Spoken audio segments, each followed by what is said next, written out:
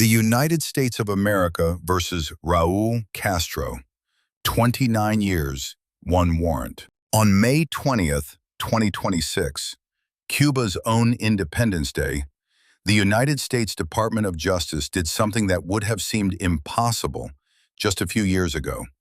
It charged a former head of state with murder. His name is Raúl Castro. He is 94 years old, and the families of 4 murdered Americans have been waiting nearly 30 years for this moment. Welcome back to Stories Depot. Here's how it really happened. Hours before the indictment was announced, U.S. Secretary of State Marco Rubio, the son of Cuban immigrants, recorded a message in Spanish and sent it directly to the Cuban people. Not to their government, to them. He told them the blackouts, the food shortages, and the suffering were not caused by American sanctions. They were caused by the people running their country, stealing everything for themselves. The charges go back to February 24th, 1996. 2 small, unarmed planes operated by a Cuban exile humanitarian group called Brothers to the Rescue were flying over international waters near the Florida Straits, searching for rafters trying to flee Cuba. Cuban MiG fighter jets intercepted them and shot them out of the sky. 4 men were killed. They were unarmed civilians on a rescue mission. Raúl Castro was Cuba's defense minister. The U.S. says the order came from him. To understand what happened on May 20th, 2026, you have to understand who Raúl Castro is and what the date means. May 20th is Cuban Independence Day, the day Cuba was formally recognized as a free nation in 1902. The socialist government has always contested this, arguing that true Cuban freedom began with Fidel Castro's 1959 revolution. Choosing this specific date to announce a murder indictment against Raúl Castro was not an accident. It was a message. Raúl Castro is 94 years old. He ran Cuba as president from 2008 to 2018, taking over after his brother Fidel's failing health forced him aside. He stepped down as Communist Party leader in 2021, but he never truly left. Behind the scenes, in the shadows of a government he built over 60 years, Raúl Castro is still believed to be one of the most powerful men on the island. His own grandson, Raúl Guillermo Rodriguez Castro, has been meeting secretly with Secretary Rubio since early 2026, raising the question of whether the Castro family itself sees the writing on the wall.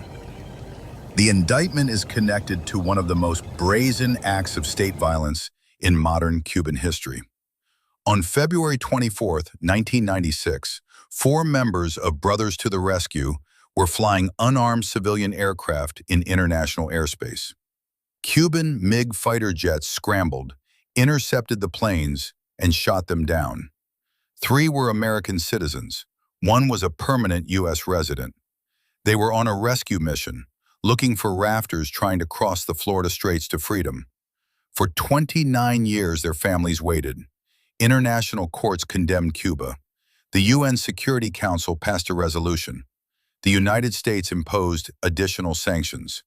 And Raúl Castro, who U.S. officials say ordered or authorized the shootdown, walked free, eventually rose to become president, and retired comfortably in Havana. Until today. Acting Attorney General Todd Blanche made the announcement in Miami, deliberately surrounded by the families of the 4 men killed. He said simply, "A warrant has been issued for his arrest. We expect he will face justice." At the same moment in Washington, Secretary of State Marco Rubio released his video message in Spanish, a rare, direct address to the Cuban people that bypassed their government entirely. He told them their power outages, sometimes running 22 hours a day, were not caused by American fuel blockades. He told them the elite military-run corporation that controls most of Cuba's economy, GAESA, was stealing billions while ordinary Cubans went without electricity, food, and medicine.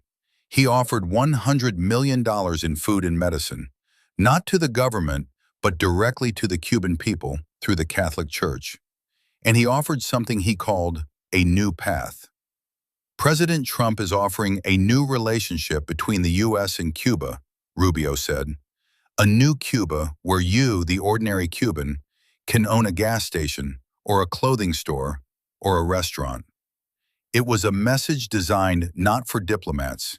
It was designed for 12 million ordinary Cubans watching on their phones, people living through daily blackouts, food lines, and 67 years under the same family's control. Will Raúl Castro ever set foot in an American courtroom?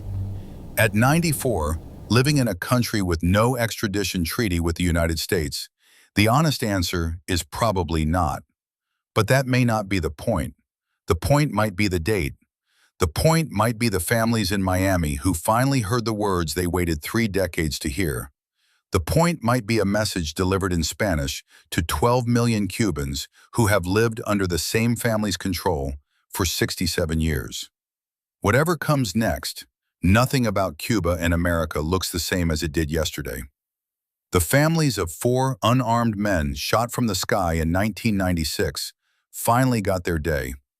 Do you think justice, even when it comes this late, still means something? Drop your comment below and follow us for more amazing stories that you need.